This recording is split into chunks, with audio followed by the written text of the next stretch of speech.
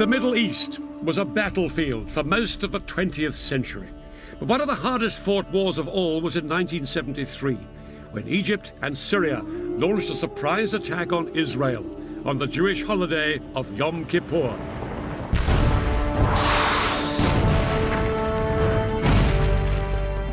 For 3 weeks, the battle swung violently from side to side. It brought each within sight of victory and defeat.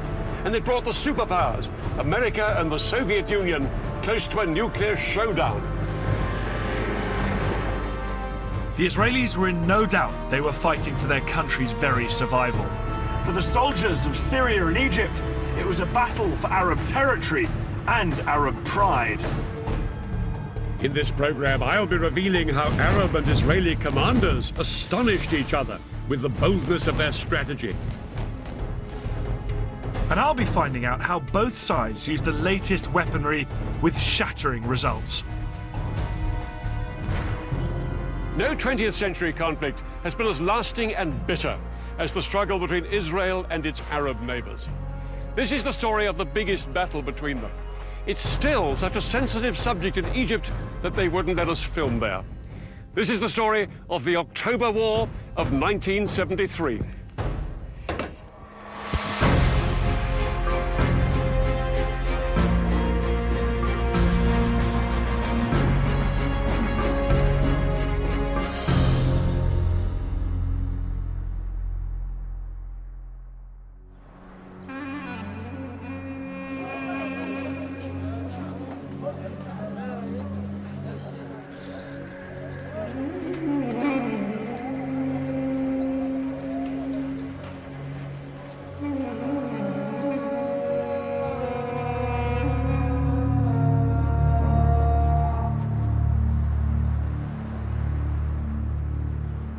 This concrete security barrier here runs through Jerusalem and hundreds of miles to the north and the south.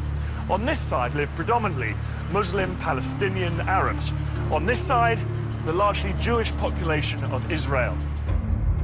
The 8-meter-high barrier, which the Israelis started building in 2002, is the most powerful symbol of the hostility between Jews and Arabs, which still remains after nearly a century of conflict. The Israelis say that they built this barrier to keep out Palestinian terrorists.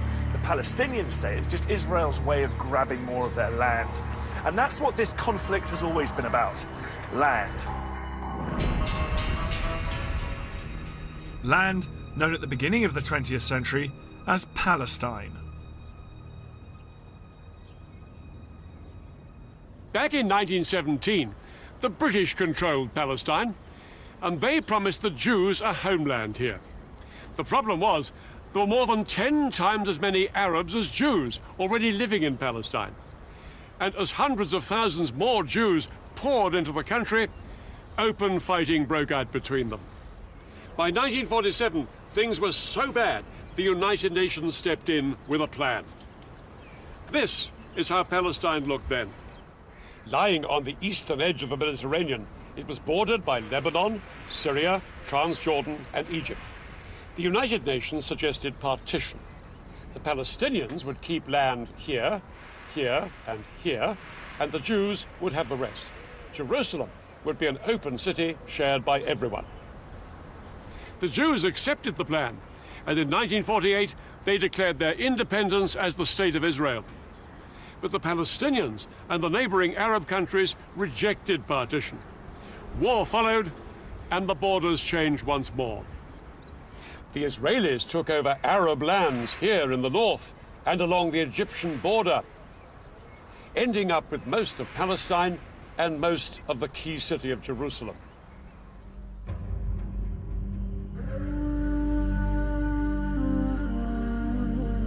Tens of thousands of Palestinians fled or were expelled from their homes. These refugees headed to neighboring Arab countries, creating a refugee crisis that lasts to this day. One night everyone was awakened to the sound of people. Go, go, the Jews are coming. I can still recall the voice and the ensuing chaos. Within a short period of time, the entire village was marching out, carrying bare essentials, bedding on a mule, some clothing, some food. The Arabs refused to recognize this new state of Israel, and their resentment at the loss of Palestinian homes and land grew. For their part, the Israelis felt vulnerable, surrounded on all sides by hostile Arab enemies. Over the next 20 years, there was regular fighting along the borders. In 1967, things finally came to a head. On the morning of June the 5th, Israel launched a preemptive strike against Egypt. It was followed hours later by attacks on Egypt's allies, Syria and Jordan. It would become known as the Six-Day War. Almost 200 pilots of the Israeli Air Force took part in an incredibly ambitious airstrike. Their mission was to wipe out the Egyptian Air Force, the largest in the Arab world.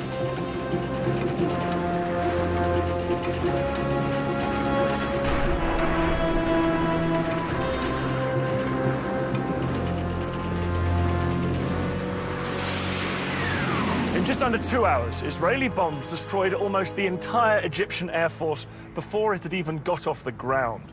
Next, Israel launched strikes on the air forces of Jordan and Syria. By the end of the day, Israeli pilots had won total control of the skies.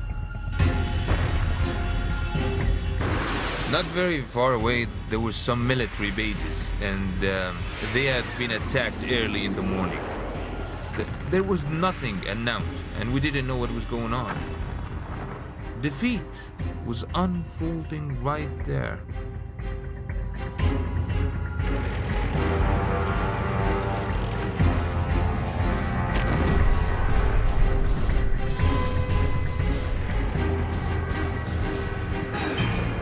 Israeli ground troops stormed into Syria, Jordan, and Egypt.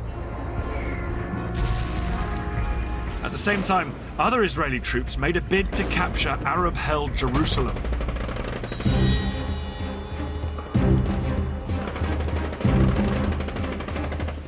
On June the 7th, just 2 days into the war, Israeli paratroopers charged through this gate into the old city.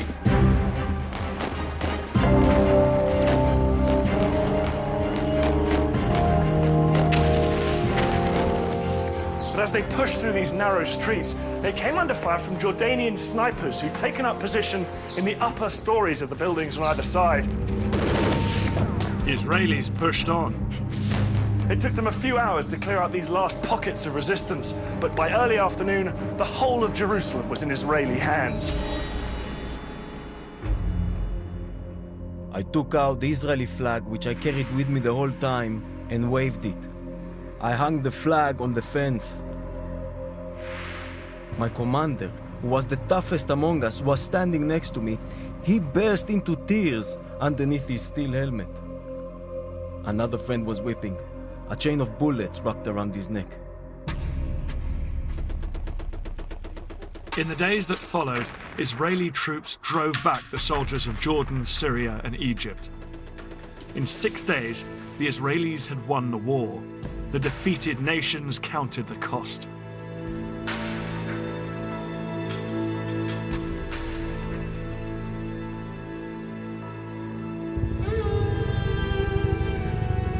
It's estimated that Egypt lost 80% of its military capacity, and along with Syria and Jordan, suffered over 30,000 dead and injured. People didn't really know what was going to happen next. I mean, people were scared. The whole country was at a total loss of what to do. The fighting may have been over, but it hadn't created the conditions where the two sides could come together. Peace was as far away as ever. For the Arabs, the Six-Day War was an utter disaster. Before this whirlwind campaign, Israel had been a tiny wedge of land, squeezed between Arab states, only 9 miles wide at its narrowest. Suddenly, it was a Middle East superpower and 5 times the size. The borders had been pushed back to swallow a piece of Syria up here, called the Golan Heights. To the east, Israel had seized the West Bank, And in the south, it now occupied Egypt's entire Sinai Peninsula, a huge expanse of desert. From this newfound position of strength, Israel's leaders demanded that the Arab world recognize the State of Israel.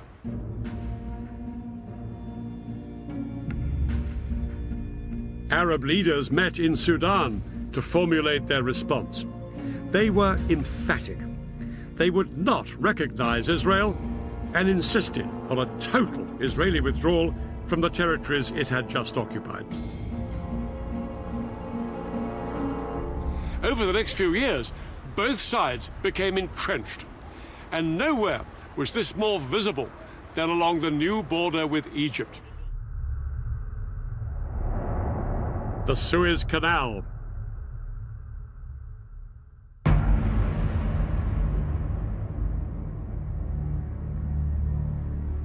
The canal is one of the world's busiest shipping lanes, allowing ships to pass between Europe and Asia without sailing round Africa.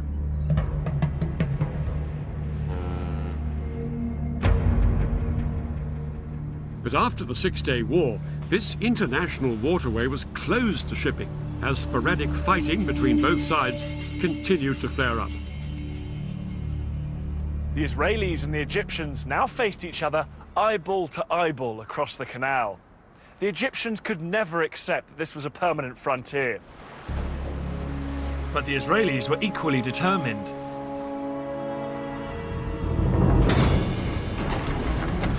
Egyptians now watched in horror as the Israeli military machine went to work. All along the Suez Canal, the Israelis built a massive network of walls, forts and trenches that became known as the Bar Lev Line.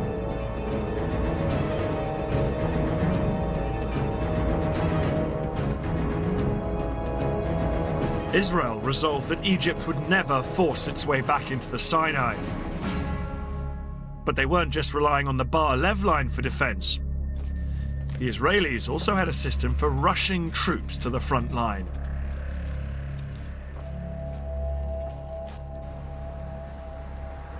Israel has a small population and can't afford a large standing army. So every male Israeli does 3 years national service and remains a reservist into his 40s or 50s, ready to be mobilized in times of war. Today, females also do national service and they can also be called up if war breaks out. 30 years ago, an army of 250,000 men could be mobilized within 72 hours if the Arabs showed signs of attacking. But after the Six-Day War, that didn't seem very likely.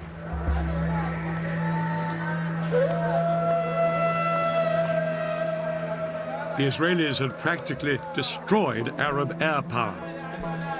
Israeli intelligence was now sure the Arabs wouldn't try anything until they'd rebuilt their air forces. And that would take another 10 years.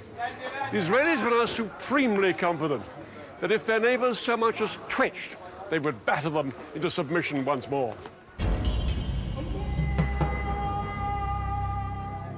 But in Cairo, something had happened that the Israelis hadn't reckoned with. A new Egyptian president with a new sense of purpose, Anwar Sadat. When Sadat came to power in 1970, Egypt was still a demoralized country, smarting from the loss of the Sinai. Sadat was considered a moderate by many, but one of the first things he did was appoint a dynamic and popular new military commander, General Saad el-Shazli. Shazli was given the job of revitalizing Egypt's poorly trained and under-equipped army, because Sadat was determined to do what the Israelis least expected: fight back. Sadat had decided that the only way to win back the Sinai from the Israelis was to make war on them. His plan was to launch a spectacular crossing of the canal and retake a strip of land in the Sinai. Sadat hoped that this would force the Israelis to negotiate a withdrawal from the rest of Sinai. But for this plan to work, Sadat was going to need help. Sadat found a willing ally in the Soviet Union, as the Israelis had with the USA. In the 1970s, both the United States and the Soviet Union were adamant that neither superpower would dominate the oil-rich Middle East. The Soviets provided Egypt with the latest surface-to-air missiles, called SAMs.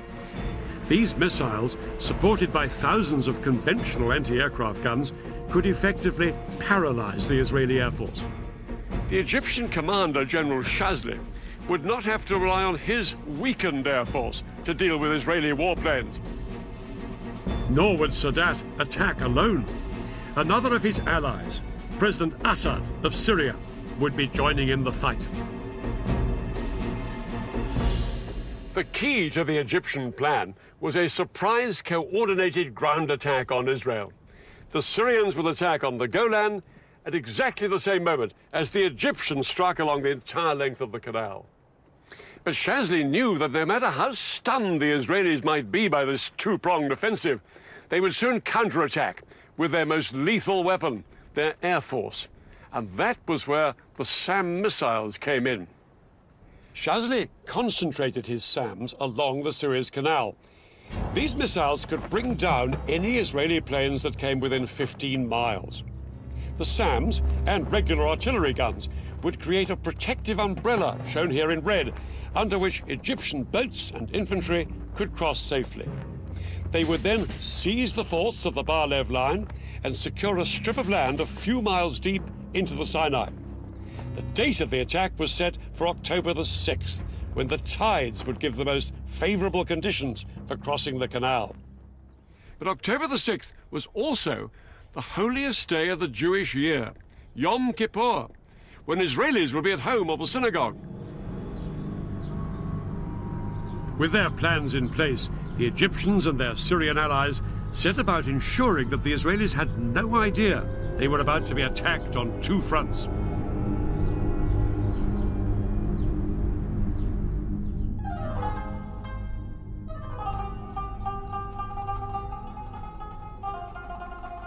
The Egyptians put into effect a complicated deception plan to try and lull Israeli military intelligence into complacency. They had been gradually mobilizing their reserves, but at the beginning of October, they demobilized 20,000 men and sent them home. From what the Israelis could see, it didn't look like the Egyptian army was gearing up for war. As for the Egyptian soldiers based beside the canal, they were told to act as if nothing much was up. They could go swimming and bask in the sun in full view of the Israeli troops in the forts of the Bar-Lev line. Any military activity the Israeli lookouts did spot appeared to be just another regular exercise. By day, they watched as Egyptian troops came close to the canal to carry out maneuvers.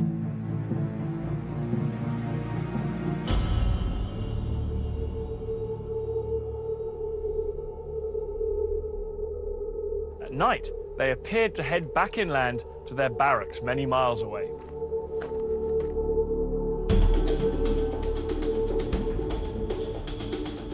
Hundreds of miles to the north, the Syrians on the Golan appeared to be doing the same.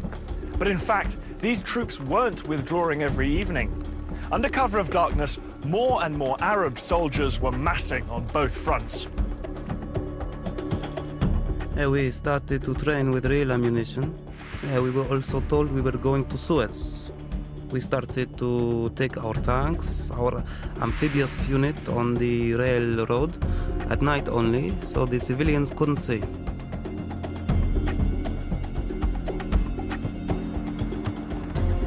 Reports of all this Egyptian activity were given to the heads of Israel's military intelligence. There'd been a number of false alarms in the past, and they were convinced that this was just another one. But they were wrong. At 4:30 a.m. on the 6th of October, the day of Yom Kippur, the phone rang at the home of Israel's military chief, General David Elazar. Elazar had been made Israeli chief of staff after a long military career and a host of victories. The call from Israeli military intelligence informed him that both Egypt and Syria would launch an attack in hours. Elazar's immediate thought was to send his air force to hit the Arabs before they had a chance to strike. But that decision could only be taken in the halls of power by Israel's politicians. And ultimately, that meant one person, Israel's Prime Minister, Golda Meir. This 75-year-old was seen as the Iron Lady of Israeli politics, but she said no to airstrikes. She argued that if Israel was to win international support after the Six-Day War, it had to be seen not as the aggressor, but the victim. Elazar was appalled at his leader's reaction. He was only given permission to mobilize a fraction of the reservists he needed, and yet, within a few hours, his country would face invasion on two fronts. Egypt and Syria were poised to launch their attack.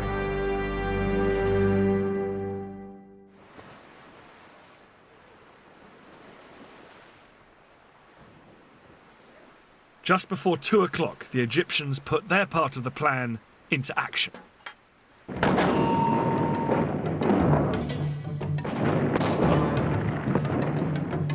Their assault across the canal on the forts of the Bar Lev line was such a momentous event in Egyptian history, it was later restaged for the cameras.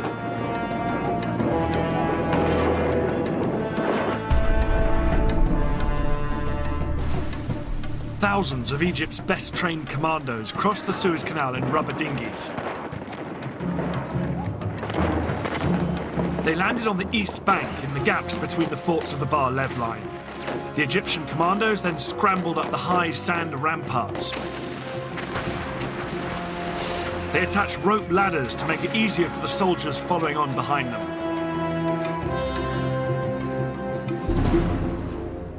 Behind this first wave were 100,000 Egyptian infantry and more than 1,000 tanks waiting to cross the canal, but the biggest obstacle to them were the giant sand ramparts on the Israeli side. These were as much as 60 feet in height.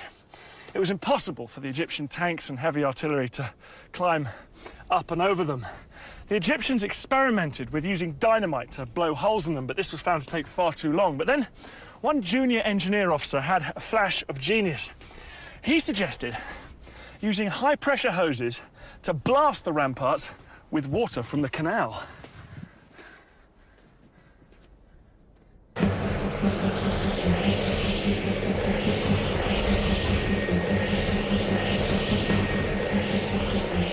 It was an extraordinary idea which would have to work if the entire Egyptian assault was to be a success. 4 hours into the attack, and with fighting raging around them, the Egyptian engineers finally broke through the ramparts, and the first tanks started to pour through. I never believed I would see the day when I was in Sinai. But this was actually Sinai. I looked back at the West Bank and all the green on the other side, and to the east, all I could see is desert. It was good feeling. The eastern bank of the canal now became a battlefield.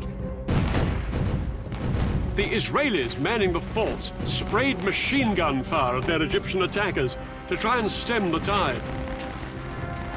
But within 2 hours, 23,000 of Egypt's infantry were on the east bank, and had advanced up to 1 mile into Sinai.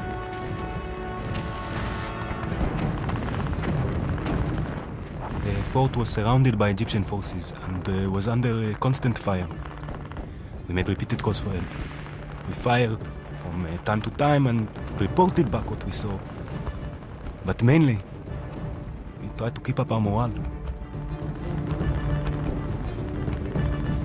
But the Israelis were sure that their air force would come to the rescue. The first Israeli jets were sent in at 4 p.m., flying low over the desert.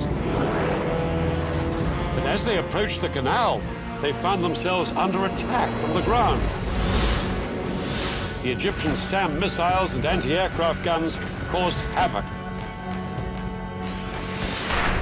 As Israeli planes were shot down that afternoon, it soon became clear that Egypt's elaborate air defense umbrella was working.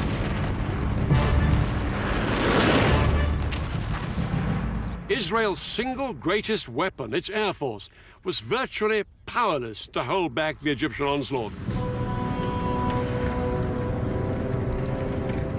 The most immediate hope for the Israelis surrounded in the forts were Israeli tanks stationed just a few miles away.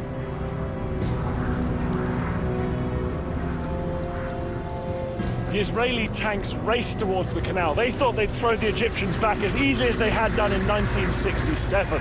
But as they got closer, they found themselves coming under attack from a weapon they'd never faced before. The Saga missile.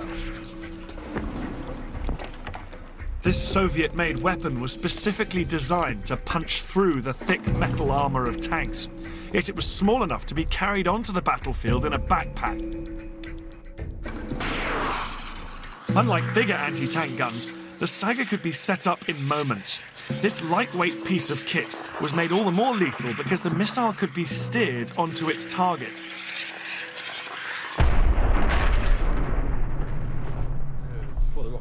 Today, Dan and I have come to the Royal Marines Commando Training Centre in Devon. We're going to find out why Egyptian foot soldiers found the new generation of anti-tank weapons so useful. A modern-day equivalent of the Saga is called the Javelin. It costs £75,000 to fire one missile, so I'm being shown the ropes on a simulator. Okay, so as you're looking through the eyepiece now, Dave, hopefully you're seeing exactly the same pictures I'm going to see on the computer screen. Yeah. Rather than firing off a real missile, the Javelin trainer uses a laser system. If I hit the target, it will show up on the control panel. Good scan. Oh, there's one up there on that ridge line. Okay, so well pinged, well spotted that one. Here's another one. He's coming straight towards me, this one. Okay, so I will make that your priority target because it's a direct threat to you. Okay. Activate the seeker and release. Alright, he's going behind a few little hillocks and things, but... Okay, now we're in seeker field of view. So what you're going to do, you're going to decide to engage that vehicle. So squeeze and hold left-hand trigger. Squeeze and release right. Well done. Let's see how we do. Just watching it now. Just watch it's nice time to do does. anything. Okay, so that's a good hit. Right smack centre of the top of the turret. I was ready to take the simulator out into the field. I'm aiming at a real target. That truck fitted with a laser detector that will register a hit.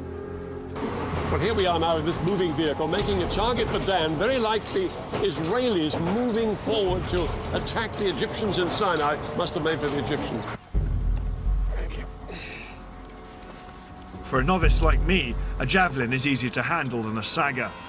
When a Saga was fired, it trailed a control wire behind it, and the operator used a joystick which had to keep steering the missile until it reached its target. I think I can see something now.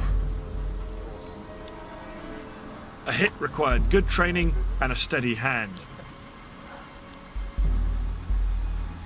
I was going to have a pop at them. With the Javelin, all I have to do is get the truck in the sights, lock the guidance system onto it, and fire. No, it's just popped out now. You just see the smoke from his exhaust. Activating the seeker. Okay. Okay, I'm going to go for it. Go for it. At least, that's the theory.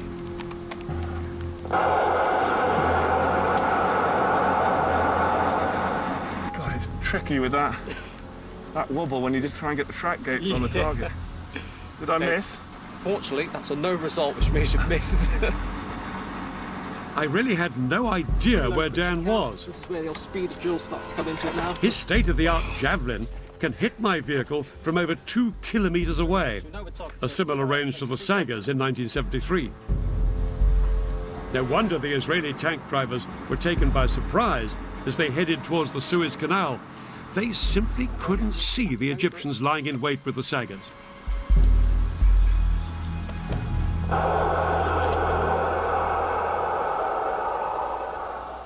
Hit. Hit. Well done. Oh, brilliant. Hey, Dad. Okay, tell me you missed us. I'm afraid to say I got a hit. You didn't? Yeah, see, look there. Hit. 700 meters. Good gracious. Yeah, well I did miss the first time. You have got the most modern guided missile there, probably in the world. No, I know. Because one thing worth saying is that the Sagas were wire-guided missiles. You had to keep the sight on the target all the time the missile was travelling towards it. It had to be fixed there, whereas you just fired it and forgot. Yes? Yeah, it's hard enough to get the sight locked onto you, and actually have to keep it there for the entire time the missile's in the air. It would be incredible. You're shaking, you're breathing, you're nervous. I couldn't have done it if it hadn't been a lock-on and then forget about it. Very, very powerful form of anti-tank warfare. For the Israelis, quite a new ordeal. In 1973, the saga was turning the Sinai into a tank graveyard. The tanks, which were the pride of Israel's army, were being destroyed by Egyptian infantrymen. Israel had begun the war with around 300 tanks in Sinai. By the end of the first 36 hours, they'd lost approximately half of this number. Things were critical for the Israeli soldiers in Sinai. But that was only half the story. At the same time the Egyptians launched their attack, the Syrians had launched their bid to retake the Golan Heights.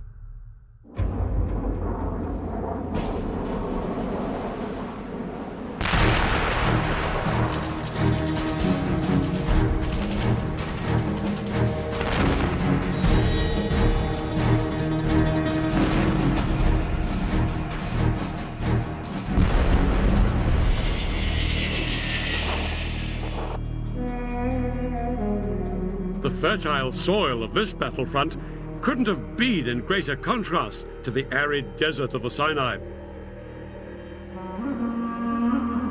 The Golan Heights had been a valuable prize when the Israelis captured them in 1967. These Golan Heights provided Israel with more than just good farmland. They afforded security too. This is the Golan here, once part of Syria, occupied by Israel since 1967. The area is no more than 15 miles wide, and it ends with a steep slope down to the River Jordan. To Israelis, the Golan was a vital buffer between their heartland and Syria. Despite this, only 170 Israeli tanks and 400 soldiers were stationed in the front line on the Golan. Most of the Israeli forces were here in the north, because Israeli commanders felt this was the most likely place for any Syrian assault. But when the Syrians made their move, their 1,200 tanks and 60,000 men attacked all the way along the line. 6 hours into the battle, the Syrians' overwhelming strength was beginning to tell, and their tanks broke through down here in the more lightly defended south. By nightfall, they'd almost reached the western edge of the heights, where they could look down on the River Jordan. If Syrian tanks could now seize the vital bridges across the Jordan, they'd be able to pour across the river into Israel's heartland.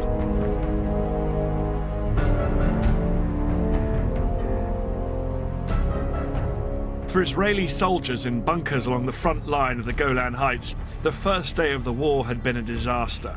Their strong defensive positions had done little to halt the Syrian advance.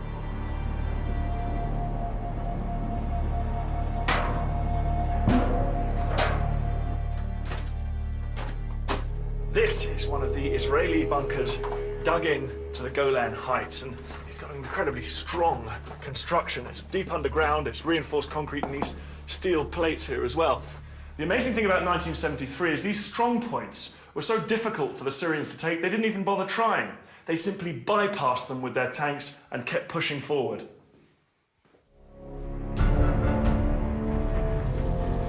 By the end of the day, the Syrians had taken almost the entire southern half of the Golan Heights.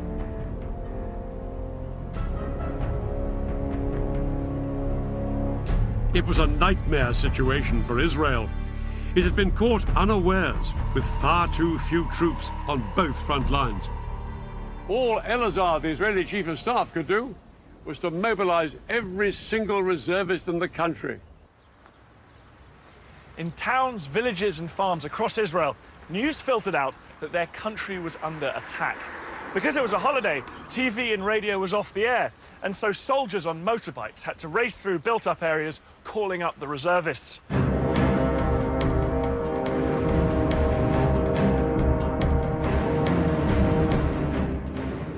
was in my kibbutz on Yom Kippur when I heard the planes taking off from the Air Force base in the area. I drove with another member of my kibbutz, who was also a company commander, to our assembly point. On the way, we said that whatever was happening, we'll probably be back home in a day or two.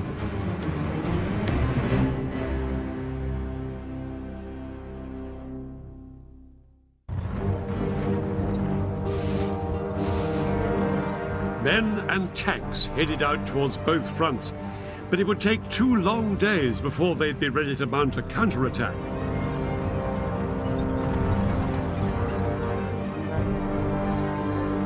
Then, on October the 8th, David Elazar announced to the world that his army had finally gone on the attack. This morning, we started our counterattack, and we shall break and destroy completely all the attacking forces. Elazar's first push was in the Sinai Desert. The Egyptians had known that the Israelis would always counterattack, and they'd been lying in wait for just this moment. As soon as the Israeli tanks came into view, they let rip with devastating rocket, artillery, and Saga missile fire.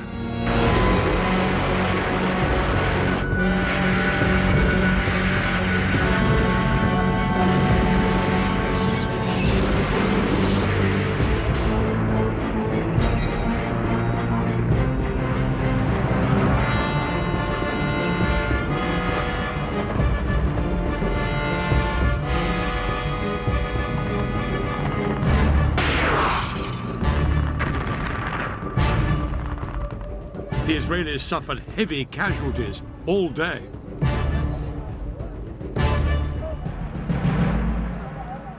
At least 50 of their tanks were destroyed or disabled.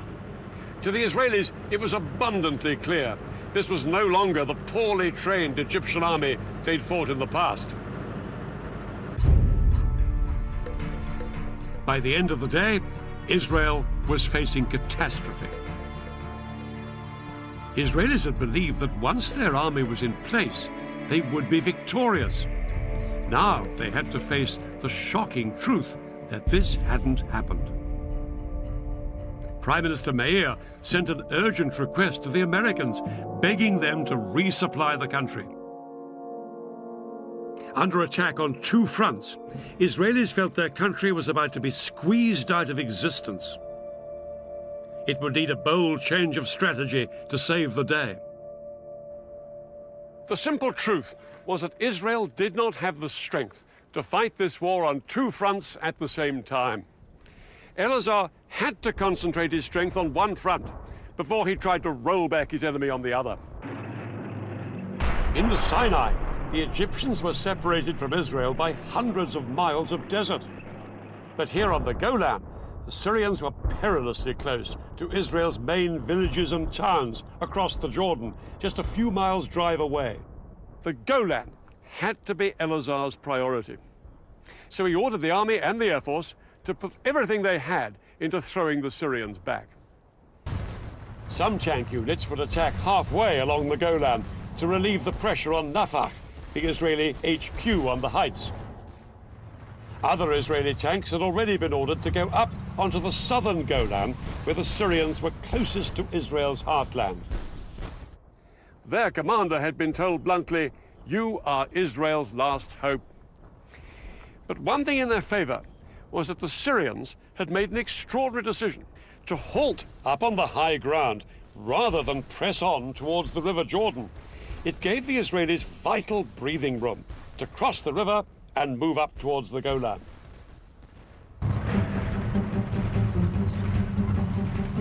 On the night of October the 8th, Israeli tanks stormed the Syrian positions.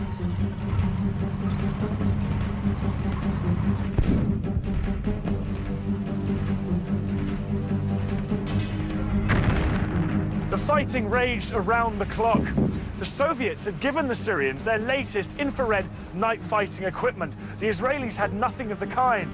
And that meant during the hours of darkness, the Syrians could identify the Israeli tanks and cause horrific casualties. I scanned the area with my scope and picked up a pair of infrared lights coming directly at me. I took another look. The headlamps were still approaching. The Syrian was targeting in on us. Driver, back up, I screamed. And the tank rocked back till we came to a stop.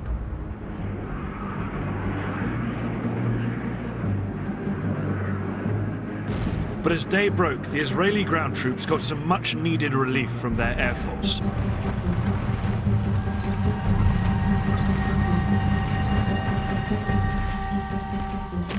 Throughout the rest of the day, however, the Israelis fought desperately to hold the line.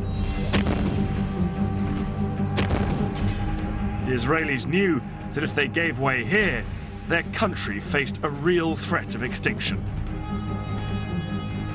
Losses mounted on both sides, but as the battle progressed, it became clear that despite some Syrian technological advantages, the Israeli tanks had thicker armor, and the Israeli crews could fire more quickly and more accurately than their Syrian counterparts. After 4 days of combat, I wasn't particularly worried by the Syrian tanks. It was enough to locate them and to have them come out to meet us, and victory would be ours.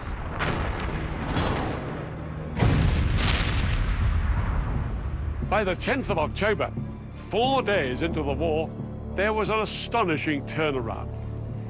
The Syrians were in full flight from here on the Golan. Israel's tanks chased them into Syria itself, and soon the Israelis were within shelling distance of the Syrian capital Damascus, just 30 miles off that way.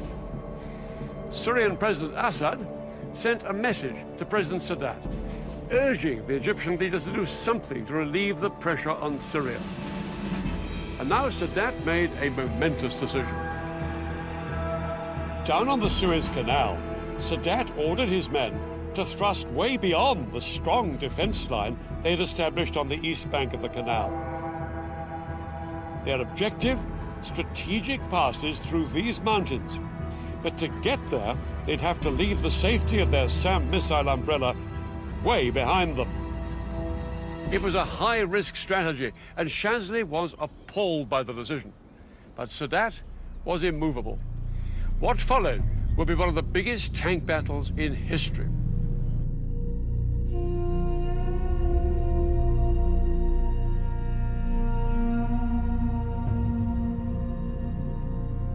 "25 miles east of the canal, Israeli tank commanders were well dug in on high ground in good defensive positions. Across the open desert, they could see the sand being kicked up by hundreds of advancing Egyptian tanks.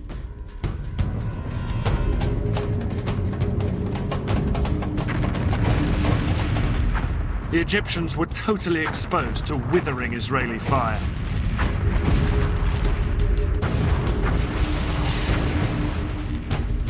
But over the following hours, the Egyptian tank brigades repeatedly tried to push further east into the Sinai. As the Egyptians moved out beyond the protective cover of their SAMs, Israeli aircraft rained down bombs on the exposed Egyptian tanks.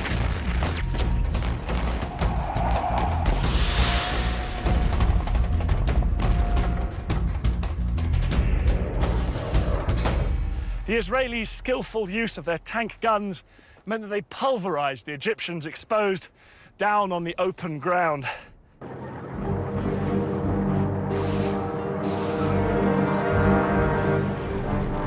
The Israelis knocked out an estimated 260 Egyptian tanks.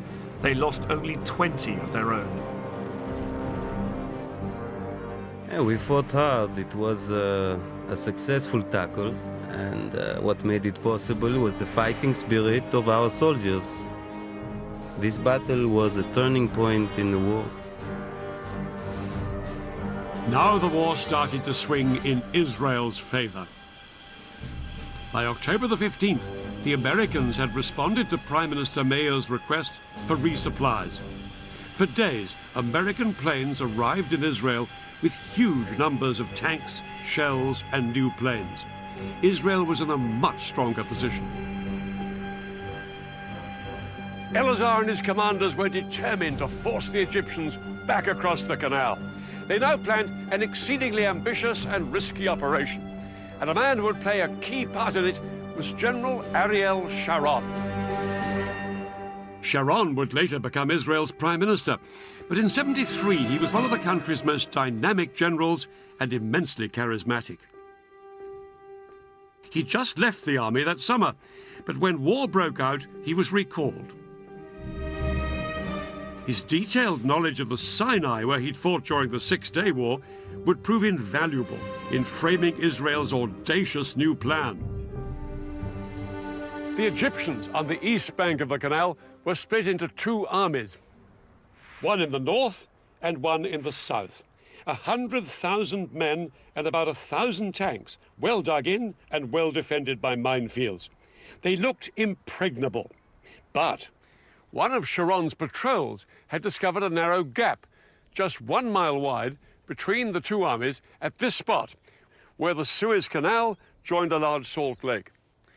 Sharon was ordered to push through here with his tanks, widen the gap, and secure a corridor through to the canal.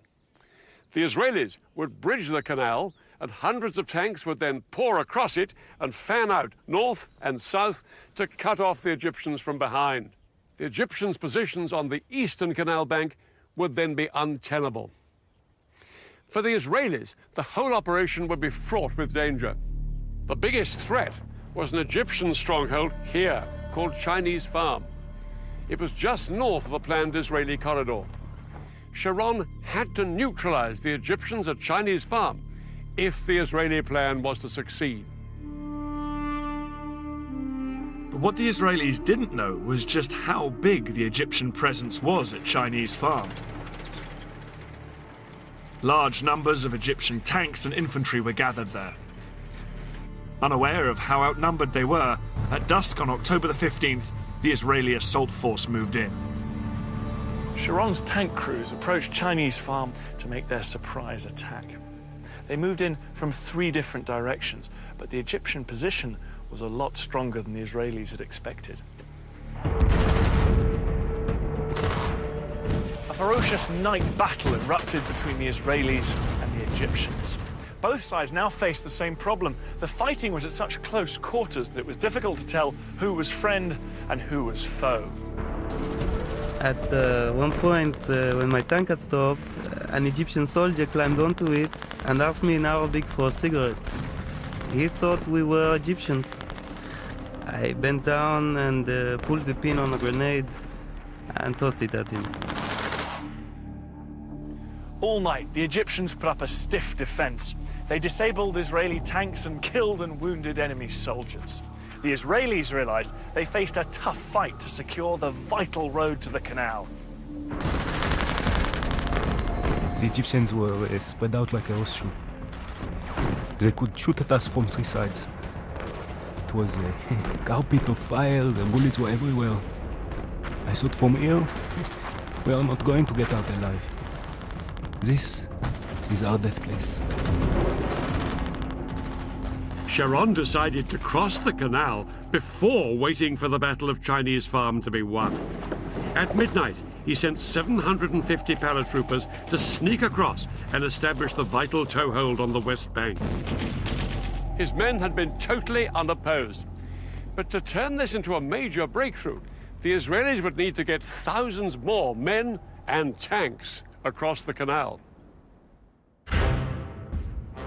In fact, the Israelis had built a mobile bridge a year before the war for just this purpose. The bridge was 180 meters long, weighed 400 tons, and took 3 days to put together. Once assembled, it was towed on metal rollers through the desert by 12 tanks along the only road down to the canal. But there was a problem. Because of the fighting still raging at Chinese Farm, the road to the canal was blocked by a huge traffic jam.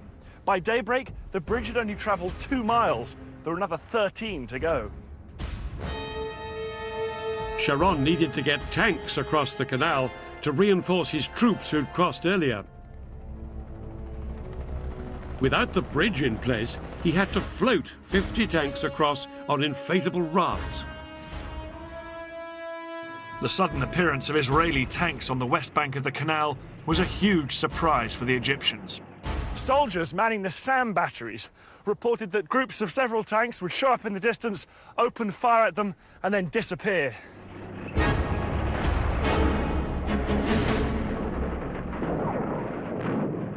Later that day, on the evening of October the 16th, the Israeli Prime Minister Golda Meir triumphantly told the Israeli parliament their troops had crossed the canal into Africa. In reality, it would be another 2 days before the Israelis secured the corridor to the canal. It wasn't until October the 19th that the bridge was finally in place.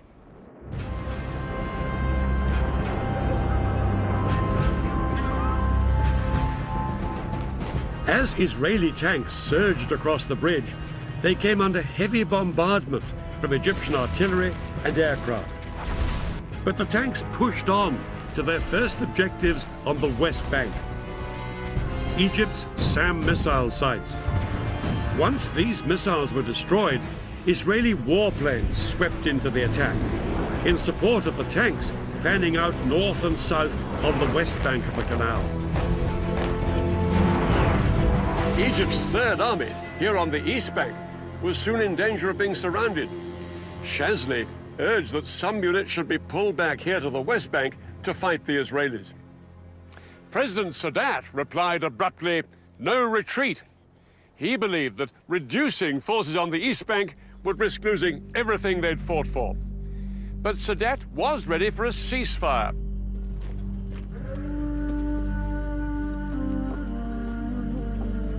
It was announced on the 22nd of October. The Israelis agreed to the ceasefire as well, but in reality ignored it and pushed on south to secure more land west of the canal.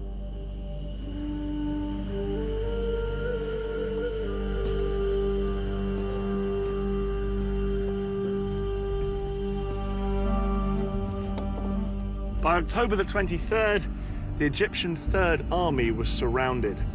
The supply lines of its 45,000 men were cut. With only 4 days of food and water left, it wouldn't be long before they were starved into submission.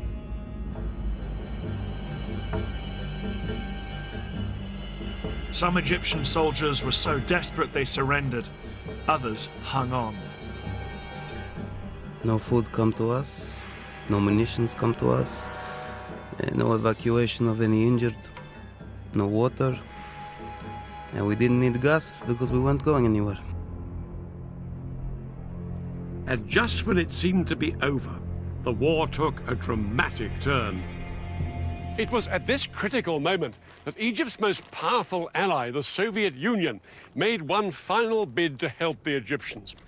The Soviet president, Leonid Brezhnev, told the Americans unless they agreed to send a joint US-Soviet peacekeeping force to the Middle East, he would send Soviet troops on their own. The Americans were determined that no Soviet troops would enter the Middle East. In a sudden escalation, America put its nuclear forces on alert. US nuclear missiles were readied in their silos, and 2 aircraft carriers with nuclear strike forces were ordered to the eastern Mediterranean. The implied threat of nuclear war forced Brezhnev to make a choice: to escalate or to climb down.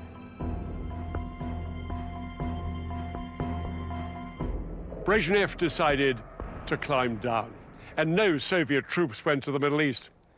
But the flurry of international pressure had made its mark. On October the 25th, the Israelis finally heeded the ceasefire, and the October War was effectively over.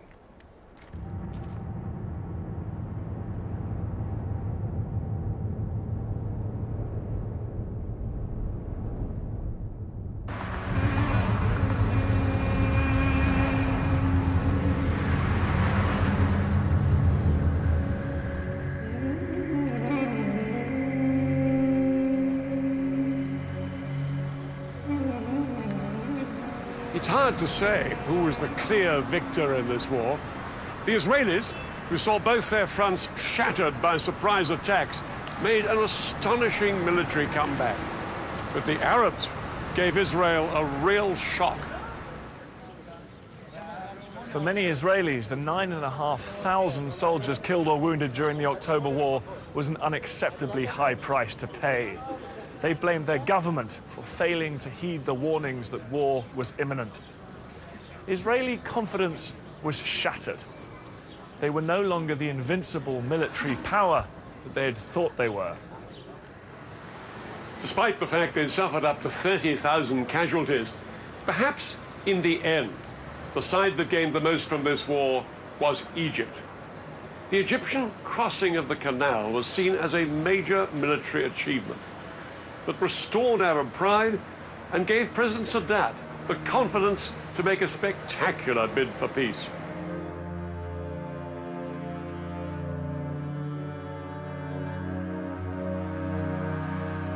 In November 1977, the Egyptian president, Anwar Sadat, arrived in Israel, and in the Israeli parliament in Jerusalem itself, he became the first Arab leader to recognize the state of Israel.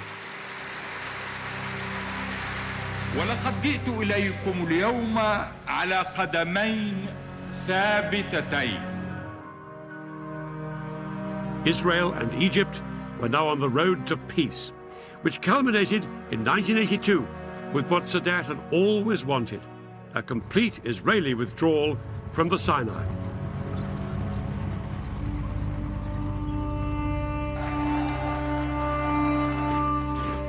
But Sadat never saw it happen.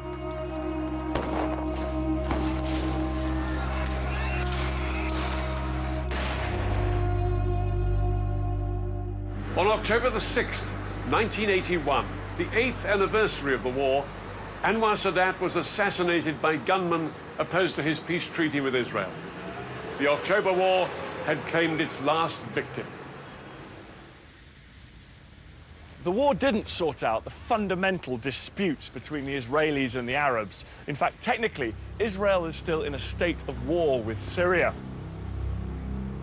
All the treaties and all the talking still haven't brought peace to this part of the Middle East. And this barrier is a powerful reminder that the conflict with the Palestinians over who owns the land remains unresolved to this day.